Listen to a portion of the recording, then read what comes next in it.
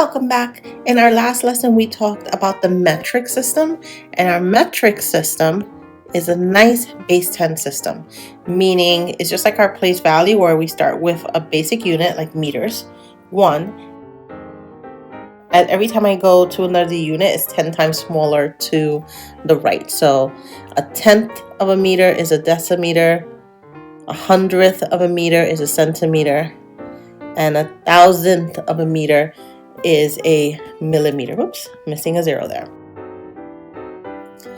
All right, let's jump right into it. And I'm going to use that reference chart to help us out with this one. You can look at into your notes.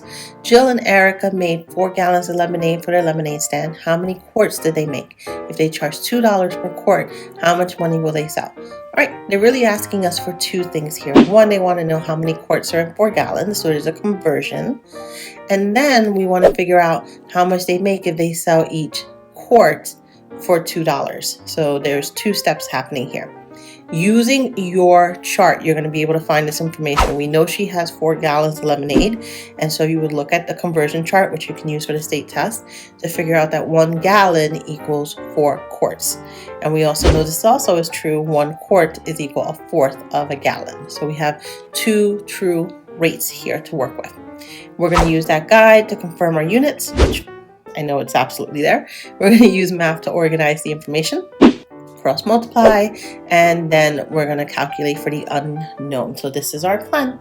Once we have that, we can figure out how much it is per quart. But first, we got to figure out how many quarts we actually have. So hit pause and jot this down.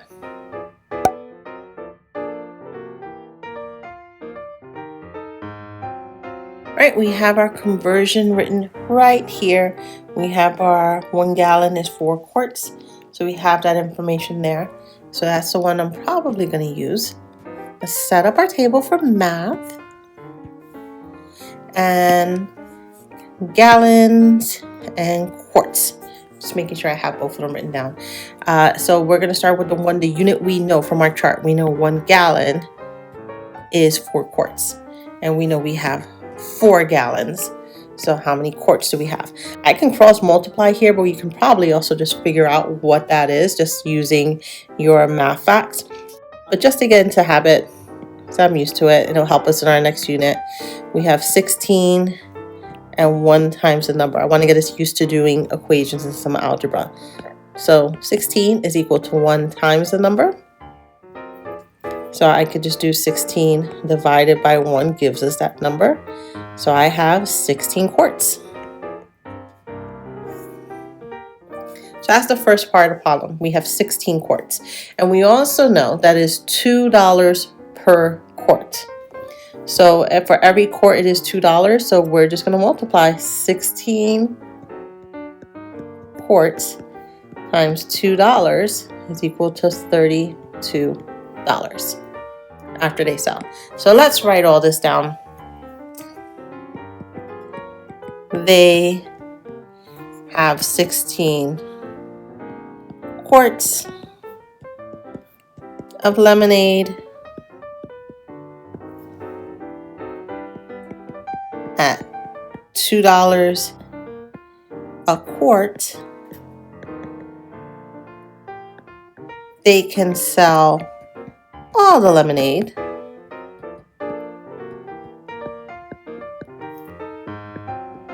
for $32. Things to look out for, just going back in and just making sure, just to double check your work, that you have the right units in the right places, so that the 1 gallon, the 1 should be in the gallons because that's what we had here. The 4 should be with the quarts. And we had 4 gallons in the problem, so we also know this is in the right place. So everything we've done so far looks pretty good. So hit pause so you can jot this one down into your notes.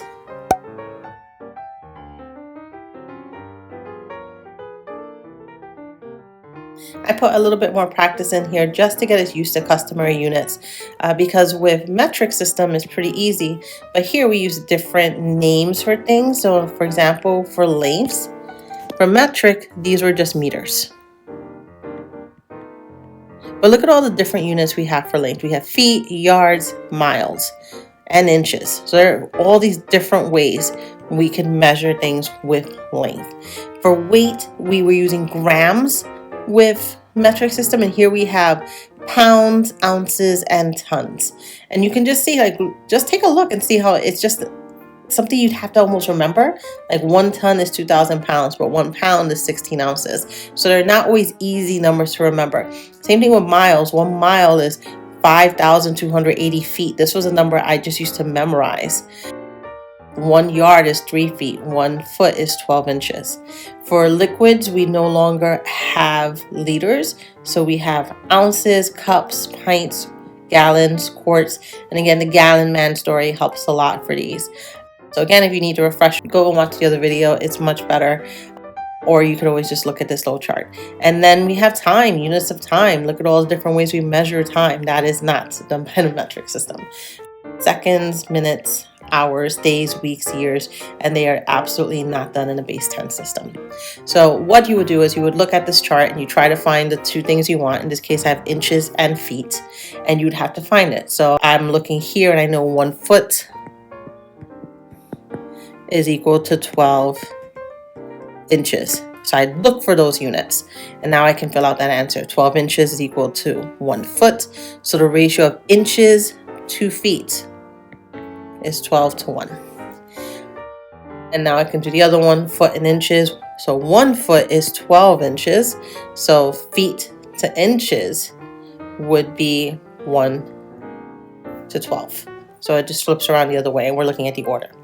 How about feet in yards? Well, I know that 3 feet is equal to 1 yard. Again, just looking at my chart. So feet to yards is 3 to 1. And yard to feet. 1 yard is 3 feet. This yard to feet would be 1 to 3. So I can always use these and flip them around if need be. And that just means using the reciprocal. So sometimes I might want to use the first unit to convert. Sometimes I might want to use this one to convert. It's up to you which one you want to use when you're using math. Just make sure you're using your labels on the side and your units to make sure you're filling it in an organized way and that is consistent. So that's it for today, Math Marbles. I know we have so many units here in the United States, but having this chart would be really helpful for being able to just convert, because the United States is not changing to the metric system anytime soon. So it is helpful for us to know this information. I will see you in the next lesson, Math Marbles. Take care.